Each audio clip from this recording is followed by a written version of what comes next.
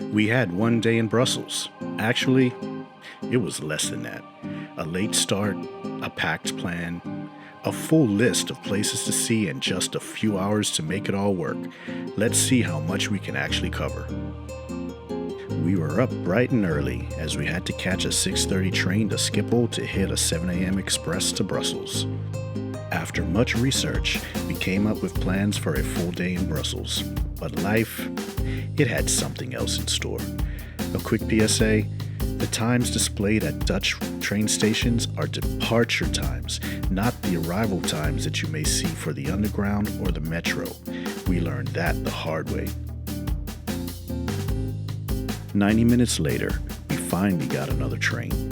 There wasn't another express, so we had to get a transfer in Rotterdam. Arriving more than 2 hours behind schedule left us a little less than 6 hours to explore. So, let's see if we can make this work.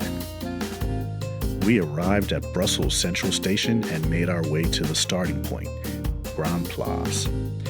Grand Place is the heart of Brussels, a UNESCO World Heritage Site surrounded by ornate guild halls and the Gothic Town Hall.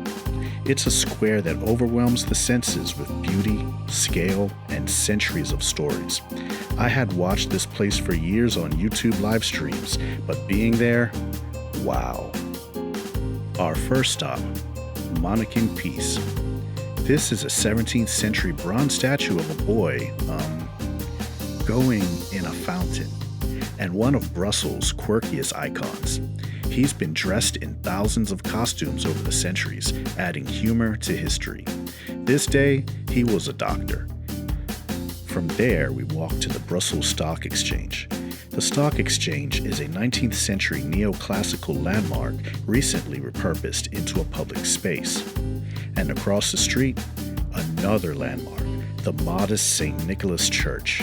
The church dates all the way back to the 12th century, but still fits in seamlessly today. It was a little bit of a longer walk to the Cathedral of Saint-Michel and Sainte. Along the route, it was lined with vendors and storefronts selling flowers, fruit, and much more. We picked up some fruit and, of course, tried some Belgian chocolate. The twin-towered cathedral is one of Belgium's most important religious sites. Its soaring interior and centuries-old stained glass windows make it a place where time seems to pause. Pure, Gothic majesty. On our way toward the Royal Palace, we passed the Baron Victor Horta fountain. The fountain honors Victor Horta, the pioneering architect who helped define the Art Nouveau movement in Belgium. This quiet tribute is tucked away and easy to walk past unless you knew what it was. Soon, the Royal Palace came into view. Though not a residence, the Royal Palace is the official site for receptions and state functions. Its neoclassical facade stands as a symbol of Belgian monarchy and national pride. Across from the palace, the city's main park, Parc de Bruxelles, buzzed with lunchtime activity. We considered finding a shady bench and a local food cart, but instead decided to reset and headed back toward the Galeries Royale Saint-Hubert.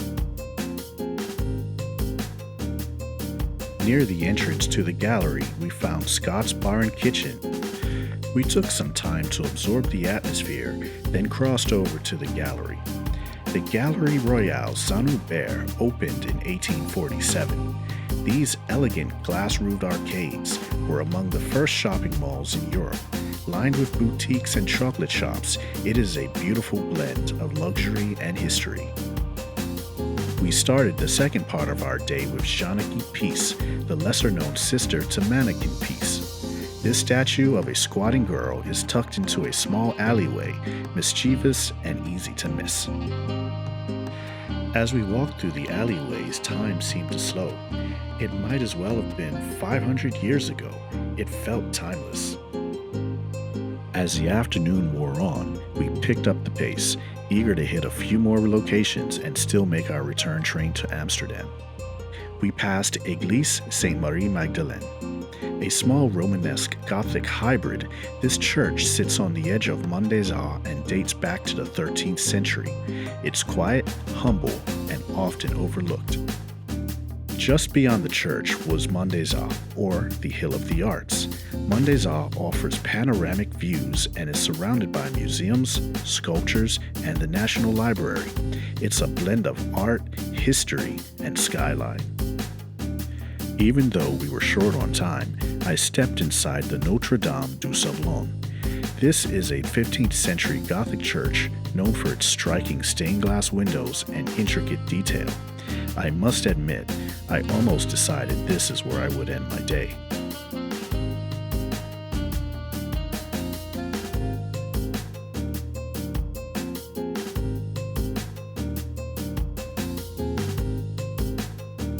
Nevertheless, we pressed on to what would be our final stop, the Palais de Justice.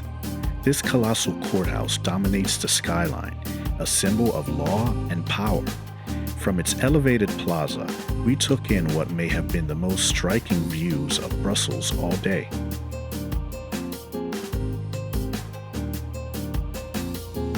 Even though the day didn't go exactly as planned, we only had a few hours to work with and still managed to cover a lot of ground and get a really good feel for Brussels. From the main square to the timeless alleyways. From the impressive Gothic churches to those that may have been easy to miss. We made the most of our day, figuring it out as we went. We'll definitely have to return. There's much more to see, and next time, maybe we'll catch that first train.